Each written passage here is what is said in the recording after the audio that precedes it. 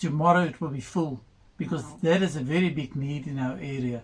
Home-based care has got its challenges.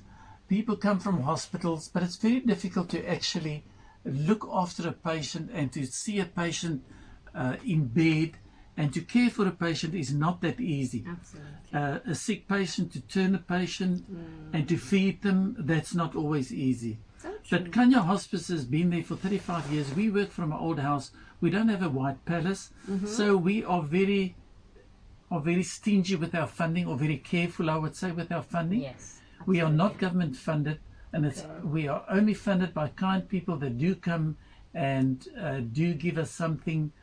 And we've got 3 shops that we have. Okay. Our shops are our biggest fundraiser at this point in time. People do give whatever they have to give away. Furniture, clothes, cutlery, crockery, whatever they have to give away. And we actually clean that up, because some of it comes a bit neglected. We clean it up and we put it on the shelves for resale. And that, at this point in time, covers about 80% of the money that we monthly need to pay our staff. Wow. So that's where you get your resources from. Yes, it's just from our 3 shops that we have. Okay, wonderful. 35 years. Wow. And you made such an important point that only, I think, when you have a sick person at home do you know what it entails. And it's not really easy. What you were describing, one thing is to hear it, but to physically do it. So I admire you people for that work. And obviously, it also takes a lot of your energy. To look after a sick person, they're actually taking energy from you as well. So you have to maintain that. So Neil, if you can tell us, how long again have you been there, and how has things changed for you in the past 10 years? I've been with Khanya Hospice for 12 years. I have been in the hospital field for many years. I've set up a few hospitals. And I love doing what I'm doing. I love my work and I enjoy my work. Money can't buy it when a patient comes to you and say, Mr. McDonald, we're coming to say goodbye, we're coming to say thank you, we're going off your program, I'm going back to work, I'm so much better. Wonderful. Money cannot buy that, I can tell you that. So But yes, Khanya Hospice offers the palliative nursing care, and like I've said before, when you've got to look after a patient at home, we always get it where people say, listen, have you got a place where we can actually admit the patient, because our backs are off, we can't turn the patient. There's a way and a method to turn a patient, or to bed bath a patient. Those are all challenges at home. And sometimes the family starts fighting between one another, because they just finish, they suffer burnout. Absolutely. They can see their patient or their family members going downwards, and then it becomes nerve-wracking for them, especially when it comes to the last days. So we would certainly love to have an inpatient unit.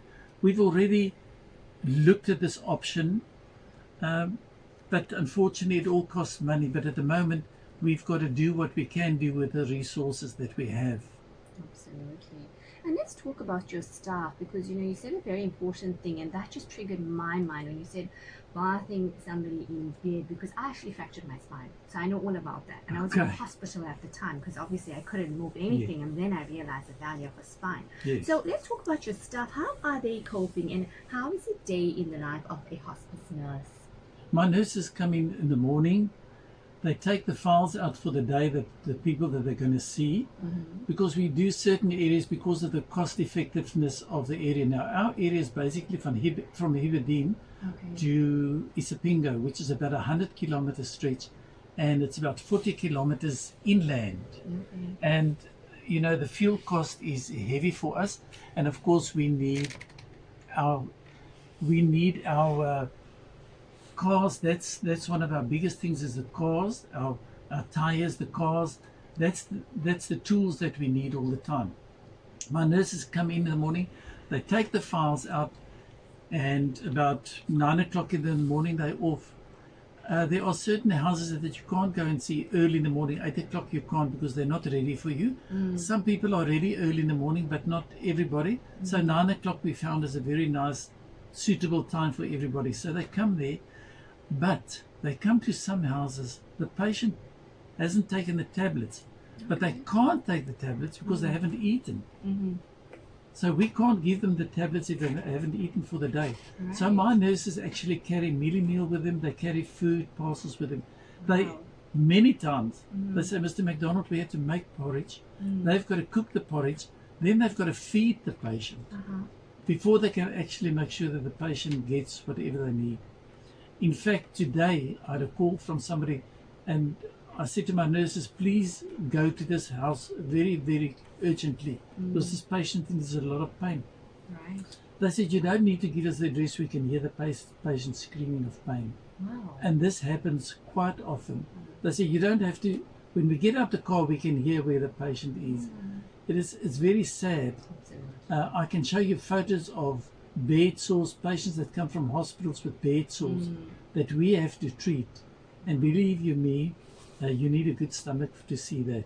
Absolutely. I can imagine. You're just like thinking of seeing those images already and feeling something. So my nurses go out once they've seen the patient. Right. Now, especially during the COVID pandemic, it's cost us a lot more money to do what we do. People were too scared to go to hospitals, so they would rather phone hospice. Yes. But then we had to give masks. The whole family, there's not one that's got masks in the family. We get there, we've got to give them sanitizers. Right. We've got to give them adult nappies. Adult nappies are very expensive. Absolutely. So we have got to provide adult nappies. We've got to give them pain medication. We have to assess the situation. And then, like I said, there's a lot of them with no food. Right. Thankfully, there are people that come to us and say, listen, I've got some mealie meal or I've got a couple of tins or something for us. So then whatever we have, we actually split amongst the family, the needy families. And the same with toiletries. Right. People come, my nurses get to the house and there's no toiletries. The basic toiletries are not there. We have to give the patient a towel, a hand towel or a face cloth, because my nurses need to wash their hands. Then they can't use the same towel as what the patient is using. Definitely. And many times my nurses have to carry 5 liters of water because there's not always running water in many of the places that they see. There's no running water. Wow. My nurses go and and believe you me, I get in the car and I go with them. So I talk about first-hand experience. Yes. They say, Mr. McDonald, you see that house near the river there down the valley? That's where we're going to. They have to park the car because there are no roads. Then they've got to walk down. They've got to carry the water, carry the porridge, carry whatever they're going to need to see the patient. And they come back and you know what? They are angels. They never complain. Whether it's sunshine, whether it's rain, they don't complain. The lesson for us all, because you're talking about something so basic as water. Yeah. You know, and when I just see people even to brush their teeth and needing that water running while they're brushing, I do cringe because it is such a valuable resource and we have to take note. Look, there are people out there who don't even have it, and I think unless you don't have it, then only you realize its value. So, you know, you can see the gratitude coming through from them. As you said, they're such angels, they never complain. And Neil, what can people do to help and get involved with Khanya Hospice? Razia, there are so many challenges that we face. Like, for instance, our website. Our website was hacked. And it was a terrible thing for me 2 years ago already. Right. But I don't have the ability. I can work on the computer, but I can't do all those things. You need IT people. If there's any IT people that would like to help us to set up our website again and do a lot of IT things for us, that's wonderful. Okay. People can donate whatever they have. They can phone us. If there's a wheelchair standing in their garage that they don't use, we use it all the time. Right. A walker, you know. And if they have any other medical equipment that they have, like a hospital bed, there's a lot of people that need hospital beds for long term. We don't have those kind of things. And yes, if